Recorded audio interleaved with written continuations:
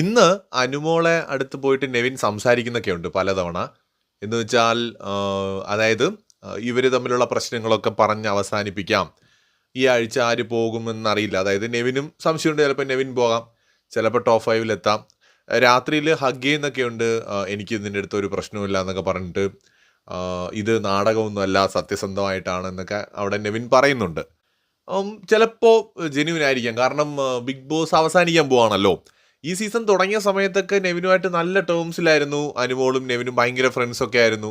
Even പലപ്പോഴും ഞാൻ കണ്ടിട്ടുണ്ട്, ഉച്ചയ്ക്ക് ഫുഡ് കഴിക്കുമ്പോൾ ഒരു പാത്രത്തിൽ ഇരുന്ന് ഫുഡ് കഴിക്കുക. അനുമോളുടെ പാത്രത്തിൽ നിന്ന് വേറെ ആരും അങ്ങനെ ചെയ്യുന്നത് ഞാൻ കണ്ടിട്ടില്ല. നെവിൻ പോയിട്ട് ഫുഡ് എടുത്ത് കഴിക്കാറുണ്ട് അടുത്തിരുന്ന്. അത്രയും സ്വാതന്ത്ര്യം അവർക്കിടയിലൊക്കെ ഉണ്ടായിരുന്നതാണ്. പക്ഷെ പിന്നീട് പ്രത്യേകിച്ച് ഇവർ ക്യാപ്റ്റനായ വീക്കും അതിൻ്റെ മുന്നത്തെ ആഴ്ച നെവിനെ സംബന്ധിച്ചിടത്തോളം ഭയങ്കരമായിട്ട് ഒരു ഒരു ഭയങ്കര വയലൻസ് ആയിരുന്നു. മനുഷ്യന്മാരാണ്, എപ്പോഴും ഒരുപോലെ എന്നിരിക്കത്തില്ല. പക്ഷേ ഈ സീസണിൽ ഒഴിവാക്കാൻ പറ്റാത്തൊരു കണ്ടസ്റ്റൻ്റ് ആണ് നെവിൻ. ഞാനത് ഇന്നലത്തെ വീഡിയോയിലും സൂചിപ്പിച്ചിരുന്നു. കാരണം നെവിൻ കണ്ടന്റ് ഉണ്ടാകാൻ നെവിൻ അറിയാം. ഇപ്പോൾ അതാ നെവിൻ പല ടാസ്കിലും പുറത്തായിരുന്നപ്പോൾ നെവിൻ അതിൻ്റെ ഇടയിൽ കൂടെ കണ്ടന്റ് ഉണ്ടാക്കും. ഇന്നത്തെ ടാസ്കുകളിൽ നെവിന് പാർട്ടിസിപ്പേറ്റ് ചെയ്യാൻ ഒരു വഴിയും ഇല്ലാതെ വന്നപ്പോൾ കണ്ടില്ലേ, വേറെ കണ്ടന്റുകളൊന്നും അതിനകത്തില്ല, ടാസ്ക് ബേസ് ചെയ്തിട്ടുള്ള കാര്യങ്ങൾ മാത്രമേ ഉള്ളൂ. അതാണ് നെവിൻ എവിടെ കൂടെയെങ്കിലും ഒക്കെ എന്തെങ്കിലുമൊക്കെ ചെയ്ത് ഒരു എൻ്റർടൈൻമെൻറ്റ് കൊണ്ടുവരാൻ കഴിവുള്ള ഒരാളാണ്. അപ്പോൾ എന്തായാലും അനുമോളുമായിട്ടുള്ള വഴക്ക് നെവിന് വളരെയധികം നെഗറ്റീവായി. ഭയങ്കര പോസിറ്റീവായിട്ട് നിന്നൊരു കണ്ടസ്റ്റൻ്റാണ്, ഭയങ്കര പോസിറ്റീവായിട്ട് നിന്ന ഒരാളാണ്.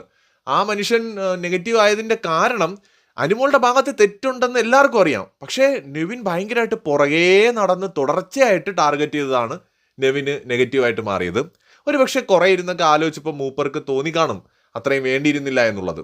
അനുമോളെ അക്സെപ്റ്റ് ചെയ്യുന്നുണ്ട്, ഇവിടെ ആരും തെറ്റിയാത്തവരൊന്നുമില്ല, ഞാനും തെറ്റൊക്കെ ചെയ്തിട്ടുള്ള ആൾ തന്നെയാണ് എന്ന് അനുമോൾ സമ്മതിക്കുന്നുണ്ട്. അനുമോൾക്കും നെവിൻ്റെ അടുത്ത് വലിയ കാര്യമൊക്കെയാണ് എന്ന് തോന്നുന്നു സംഭാഷണം കണ്ടിട്ട്. ഇനി ഇവരുടെയൊക്കെ മനസ്സിനകത്ത് എന്താണെന്ന് നമുക്ക് അറിയില്ലല്ലോ. എന്തായാലും നെവിൻ ഇന്നത് പരമാവധി സോൾവ് ചെയ്യാനായിട്ട് ശ്രമിച്ചിട്ടുണ്ട്. അനുമോളാണെങ്കിൽ ആകപ്പാടെ ഈ ആദില നൂറയായിട്ട് പിണങ്ങിയല്ലോ, അതിൻ്റെ ഒരു വിഷമം അനുമോളുടെ ഉള്ളിലുള്ളതായിട്ട് തോന്നിയിട്ടുണ്ട്. ആദിലയ്ക്കും നൂറയ്ക്കും അതേപോലെ തന്നെ ഫീലിങ്സ് ഉണ്ട്. അതൊരു തെറ്റിദ്ധാരണ കൂടിയാണ്. പക്ഷെ എന്താ പ്രശ്നം എന്ന് വെച്ചാൽ അവർക്ക് അങ്ങോട്ടും ഇങ്ങോട്ടും പറയാൻ അവർ രണ്ടുപേരും ഉണ്ട്. അനുമോൾക്ക് അതില്ല. അവിടെ ഒന്ന് ഓപ്പണായിട്ട് സംസാരിക്കുന്നു. ഇപ്പോൾ അനീഷ് എത്രയൊക്കെ ട്രൈ ചെയ്യുന്നുണ്ടെങ്കിലും അനുമോൾക്കും അറിയാം അനീഷ് ഒരു ഗെയിമർ കൂടിയാണ്. സോ ഒരു ലിമിറ്റിനപ്പുറം ഓപ്പണായിട്ട് സംസാരിക്കാൻ കഴിയണമെന്നില്ല, പ്രത്യേകിച്ച് ആദില നൂറയുമായിട്ടുള്ള പ്രശ്നങ്ങൾ. സോ ഒരുപക്ഷെ അനുമോളെ മാനസികമായിട്ട് വേദനിപ്പിക്കുന്ന ഘടകങ്ങളിലൊന്ന് ഈ ആദില നൂറയുമായിട്ട് പിണങ്ങേണ്ടി വന്നത് തന്നെയായിരിക്കാം.